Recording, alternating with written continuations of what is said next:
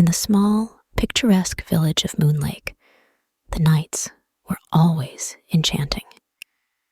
The village, nestled beside a serene lake, was known for its crystal-clear waters that sparkled under the moonlight and the mystical melody that echoed every full moon night.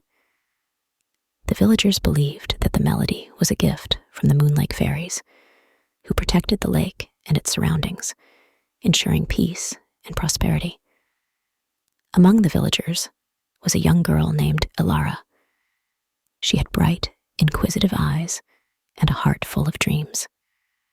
Elara loved music and was often seen sitting by the lake, her flute in hand, playing tunes that resonated with her soul.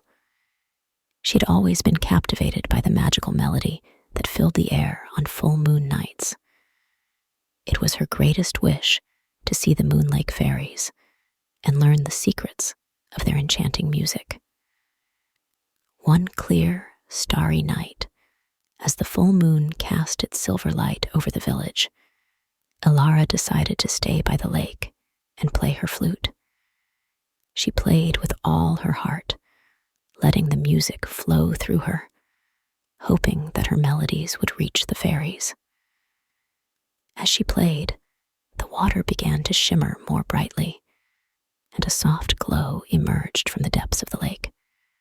The water rippled gently, and to Elara's amazement, a beautiful fairy rose from the lake. The fairy, adorned with glistening wings and a gown made of moonbeams, floated gracefully towards Elara. Her name was Liora, and she was one of the guardians of Moonlake. "Elara," Liora said in a voice as melodious as the enchanted tune, "your music has touched our hearts. We, the Moonlake fairies, have watched over this lake for centuries, and your melodies are the purest we have ever heard." Elara's eyes widened in wonder. "Thank you, Liora," she said. "I've always dreamed of meeting you and learning about the magical melody that fills our village on full moon nights."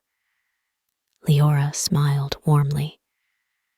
"The melody you hear is a protective charm. It keeps balance and harmony in Moonlake, ensuring that the village remains prosperous and peaceful. But recently, the melody has been fading, and we fear that something is amiss." Elara felt a pang of worry. "Is there anything I can do to help?" she asked eagerly. "The balance of magic in Moonlake is delicate," Liora explained. "We believe that the source of our melody, the Heartstone, has been disturbed.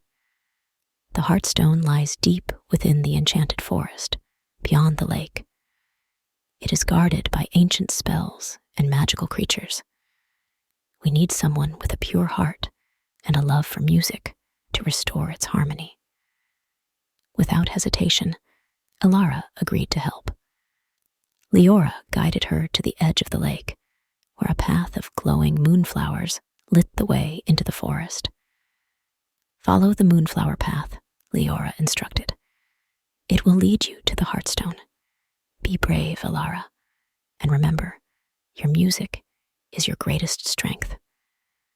With her flute in hand and a heart full of determination, Elara set off on her journey.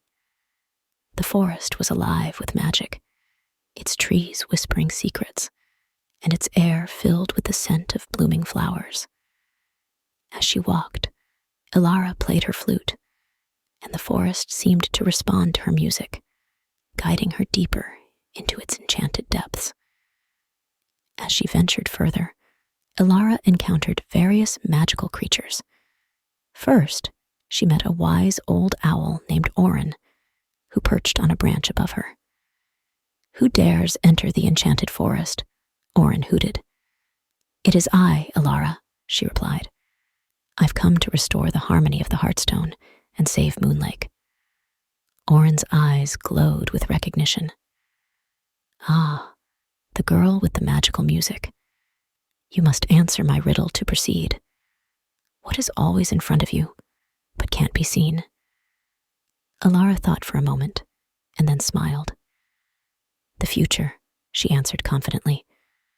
Orin nodded approvingly and flapped his wings. You are wise, young one. Continue your journey, and may your music guide you. Elara continued, her path illuminated by the moonflowers.